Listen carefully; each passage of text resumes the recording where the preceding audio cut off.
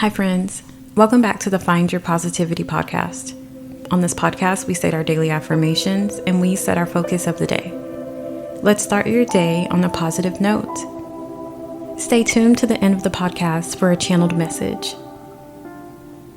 Today is Tuesday, October 11th, and I want to start this podcast off by saying we are in such a powerful time. This is a great time of manifesting, healing, growing, and just being renewed.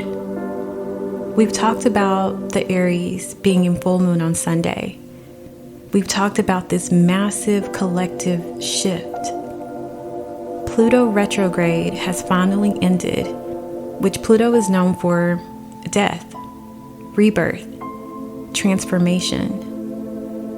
This is the reason that some of us have been going through a very long, draining, awakening process.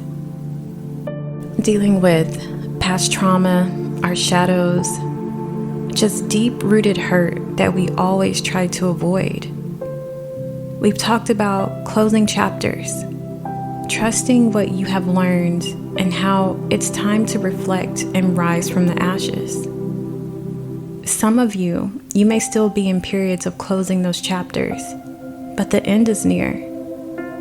When you've had to heal deep-rooted trauma, which it could be generational, physical, emotional, or spiritual trauma that is self-debilitating, the stages you go through are just heart-wrenching, especially if you have to go this journey alone. Or if you choose to migrate this alone. Always know that help is out there for you. If you don't have a support team, always reach out to maybe a counselor or a therapist. In my personal journey, I chose to go through this alone, only because I didn't feel my friends or family would truly understand or agree with the process. God has led me down this path. I have trusted and I have had faith, and I've had to listen to the guidance from my spiritual team, my higher self, and my ancestors. Whatever that means to you or others, I don't know. But to me, spiritually, I was guided. I was provided comfort. I had protection and assurance that I would survive this. I've had to let go of people. I've had to move. I've had to let go of just material things. I have left jobs. I'll be leaving another job soon. I've had to distance myself in order to find myself and discover who I am.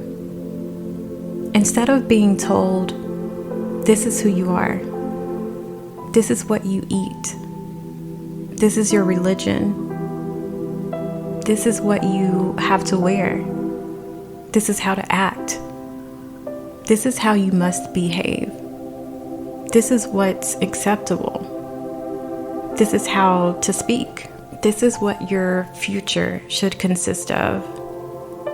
I completely let go, or try to, in order to realign with myself and discover the real me. What do I actually like? That in itself has been a powerful question for me. What do I deserve? Getting to know myself to figure out my self-worth has been a journey, and I think it's a lifelong journey. What is my purpose? I'm still trying to truly discover what that is. I believe it's having to do with this podcast and motivating and telling my story. But where does that actually lead me? How do I feel? Being able to check in with my inner self, being able to check in with my body has been interesting. It sounds very simple, very easy. But if you think about your day-to-day life, what does it consist of? Do you find that time to actually be alone with yourself, be alone with your thoughts, and focus on your body, focus on how you feel without any outside input? Do you find time to actually focus on yourself and listen to what your intuition is telling you? If you're receiving information from the news, your friends, your manager, your family, your spouse, your kids, where does your voice lie? How do you really feel about your life right now? What is your body telling you? I've discovered that my body will speak to me. If I'm in pain, if there's something that I need, my body will speak to me. I have allowed myself to be completely broken down and led down a path of self-discovery. This was the hardest thing I have ever had to go through in this lifetime. And I have been bullied. I have been abused. I have been ridiculed. I have been treated like I shouldn't exist. What this equated for to me, based on my visions and my dreams, was when Jesus was in the desert for that period of time being tempted. I wonder what actually took place during that time. We know he fasted. We know he was tempted. But what else? I know there was prayer. This process was deeply rooted in fasting and prayer. Being alone and listening to my thoughts, listening to my intuition, listening to the guidance from God and my spiritual team. To let go of everything that I had known the world to be was hard. Everything I was taught previously, gone. How I looked at the world once has completely changed. I have emerged as a completely different being. During that time, I still went to work. I still completed just minimal day-to-day activities. But spiritually and mentally, I was in a completely different realm. I can tell you, I didn't make enough to pay all my bills during that time, but everything was paid. I can tell you, I didn't have enough money in my account to move, but I completely moved and had movers. I can tell you, once I emerged, quote unquote, out of this desert, I received multiple job offers. I received a promotion and a raise. I am healthier. I feel lighter energetically. I don't know what this process looks like for everyone else, and this is just my experience. But I can promise that I have ascended, and I'm continuing to ascend. This podcast is somehow related to this ascension. So with all of that, I have risen from the ashes and I gained my wings. I have no regrets. So I can sit here on this podcast and I can say, I'm thankful for the bullying. I'm thankful for the mistreatment. I'm thankful for that inability to see my worth. The drunken nights, the suicide attempts, the abuse, the demoralization from others and myself, the negative accounts, the heartbreak, the eviction notice, the self-pity, the being taken advantage of sexually. All of these experiences have allowed me to embody this new Phoenix persona. I'm able to share this journey with others and give hope and inspire everyone to heal. It is not easy. It is the most difficult thing ever. And it just feels like you are broken down to nothing, to be built back up into something so beautiful, and to gain so much knowledge and wisdom, and to be able to look at the world with brand new eyes. The energy is higher. You vibrate higher. The frequency is higher. You look at things and people You look at nature differently. It's not easy, again, but it's worth it. You're worth it. To know that you will be born again from those same ashes.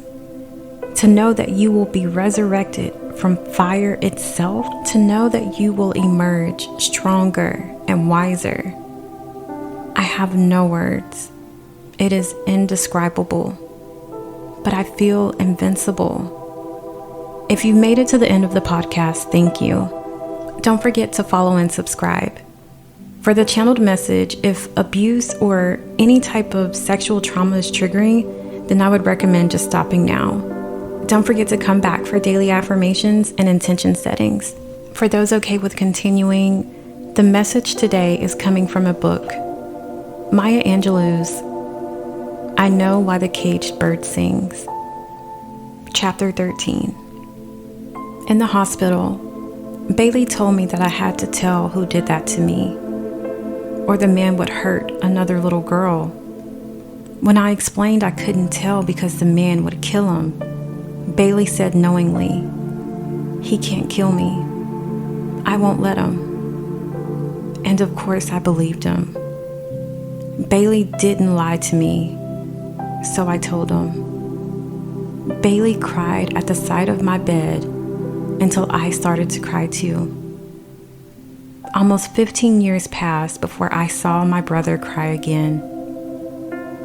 Using the old brain he was born with, those were his words later on that day, he gave his information to Grandmother Baxter, and Mr. Freeman was arrested and was spared the awful wrath of my pistol-whipping uncles.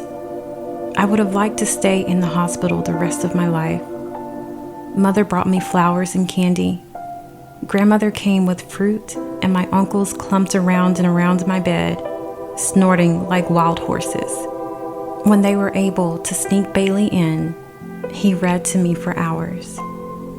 This excerpt relates to the main character, Marguerite, being raped by a character named Mr. Freeman. As individuals, we go through so much. And sometimes we still take pity on the abusers.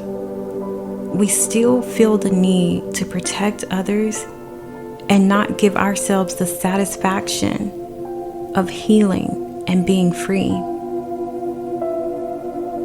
The myth goes, as a phoenix, when their time is up, they build their nest and set themselves on fire. Sadly, one day, you will have to come to terms with no one is going to build that nest for you. You will have to go through those flames, deal with that hurt, experience the death and rebirth. Then you will rise from those ashes. Come back each day for daily affirmations and intention settings. You can find the podcast on all platforms. Don't forget to follow and subscribe. For daily content, join the YouTube at Purely Danielle. And for more exclusive content, join the Patreon. If you'd like to purchase audio or affirmations, visit CoachDanielle.com. Thank you.